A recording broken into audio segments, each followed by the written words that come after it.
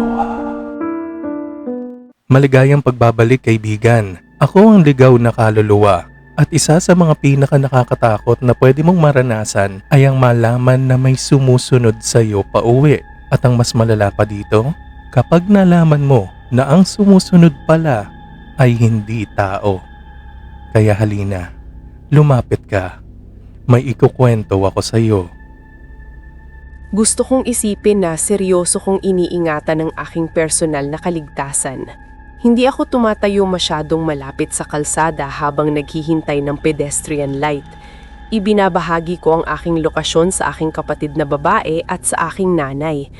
Palagi akong alerto kapag nasa labas at sinisikap kong hindi magtagal kapag nakasakay na sa kotse. Kung mas masinop lang sana ako sa huling panuntunang iyon, baka hindi ako napunta sa sitwasyong ito. Kanina pa lang, bandang hatindabi, nakaupo ako sa aking nakapark na kotse sa harap ng paborito kong karinderya. Pagod na pagod ako mula sa pagsalo ng night shift ng kaibigan ko, kaya huminto muna ako para kumuha ng pagkain pauwi. Ang tindahan ay nasa isang liblib na bahagi ng bayan, pero hindi ko pa kailanman nararamdaman ang panganib doon. Hanggang sa gabing iyon na sobrang late.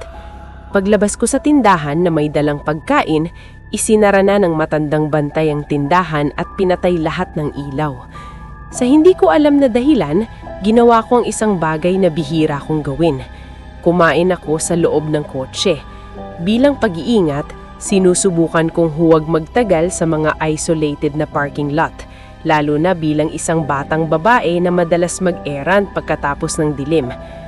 Siguro gutom lang ako.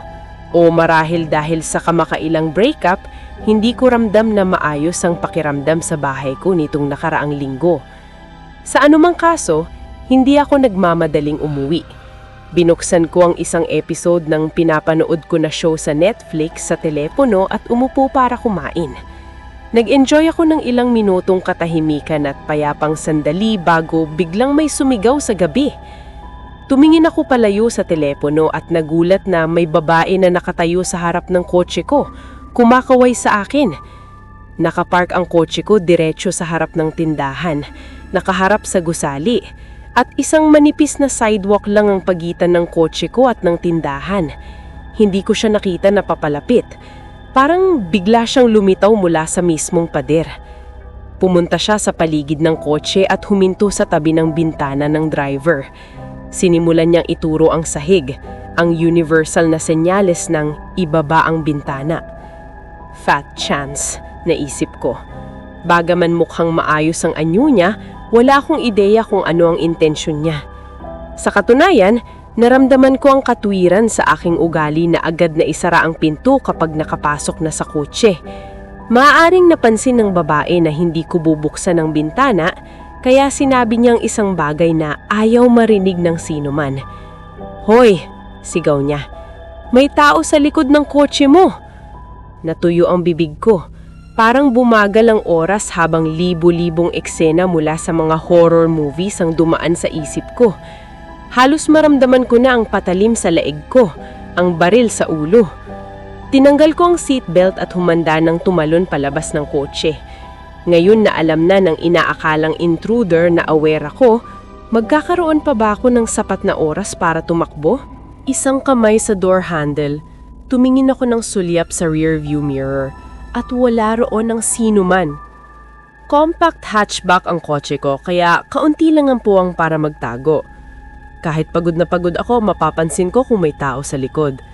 Habang unti-unting naglaho ang takot ko at pinalitan ng pagkalito, lumiko ako sa likod na upuan at sinilip mismo ang loob ng kotse. Walang tao sa likod. Click! Paglingon ko, lumapit ang babae ng kaunti. Isang talampakan lang ang pagitan niya sa pinto ko. Hawak pa rin niya ang handle. May ilang malalakas na click habang sinusubukan niyang buksan ang nakalok na pinto, ngunit nabigo.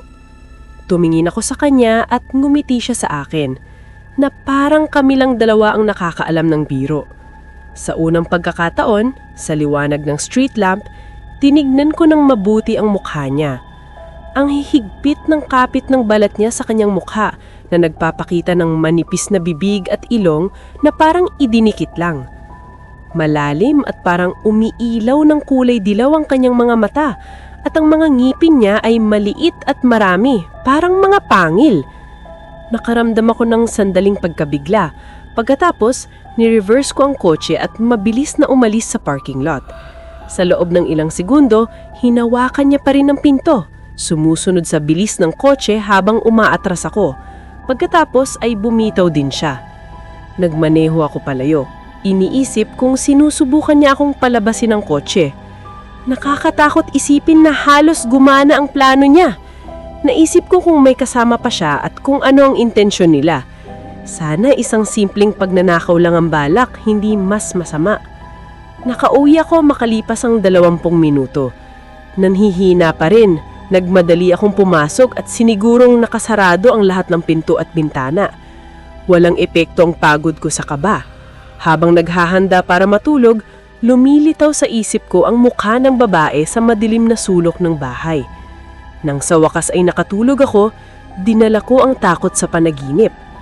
Mahaba at malinaw ang bangungot. Kadalasan nakalimutan ko o hindi mahalaga sa kwento. Ang alam ko lang, nagising ako sa tunog ng malakas na kumakatok sa pintuan. Tumayo ako sa kama, hindi sigurado kung nananaginip pa rin ako. Nagpapakita ang oras sa phone ko na 4:17 a.m. Maaga para may kumatok maliban na lang kung emergency. Dahan-dahan, lumapit ako sa pintuan. Hindi pa ako nakaranas ng ganitong sitwasyon at hindi ko alam paano magre-react. Wala namang sunog pero hindi ibig sabihin ligtas na.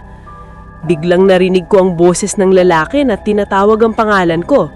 Pamilyar pero hindi ko maalala kung kanino. Sino yan? Tanong ko. Si Brian ito, sagot ng boses at napawi ang kaba ko. Si Brian ay kapitbahay ko sa tapat ng kalsada. Hindi kami close pero madalas ko siyang makita na naglalakad kasama ang aso niyang si Chubbs. Binuksan ko ang ilaw sa pintuan ngunit naka-sleepwear pa ako kaya hindi ko agad binuksan. Anong nangyari? Nanginig ang boses niya, huminga siya ng malalim. May bisita ka ba ngayon? Ha? Bisita? Tumalo ng puso ko. Wala. Bakit mo naitanong? Nagwo-walk lang kami ng aso ko at napatingin ako sa bahay mo. Parang may nakita akong tao sa bintana. Parang hindi normal ang itsura. Nalito ako. Tumalikod ako sa madilim na hallway. Sana mas maraming ilaw. Sinundan niya ako pa uwi, naisip ko. Nasa loob siya ng bahay. Halos tumakbo ako palabas, pero napigilan ako at pinaikot ang isip sa sinabi ni Brian. May mali. Oh, Brian, ayos ka lang ba? Humina siya ulit. Sa sumunod na salita, medyo iba ang tono. Parang sinusubukang gumaya ng boses.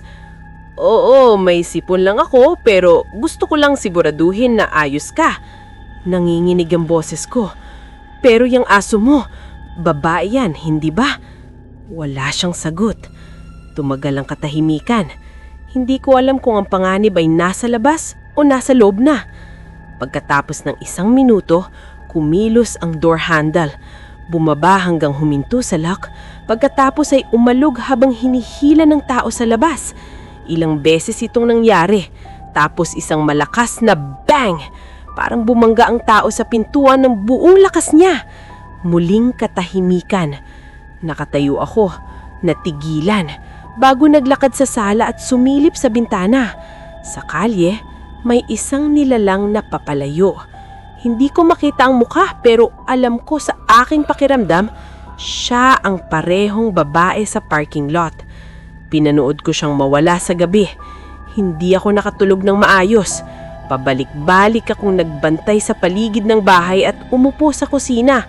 Iniisip ang lahat. Ang pinakamakatuwirang paliwanag na naginip lang ako. Pero hindi ko pa naranasan ng ganitong ka-vivid na panaginip. Marahil, totoong sinundan niya ako pa uwi. Pwedeng naglagay siya ng tracker sa kotse ko. Pero paano niya alam ang pangalan ni Brian? Paano niya nagawang gayahin siya na ganun kaayos? Papailan lang na ang araw. Hindi pa ako lumalabas buong araw. Hindi ko maiwasang isipin na may tao o maraming tao na sinusubukang hilahin ako palabas.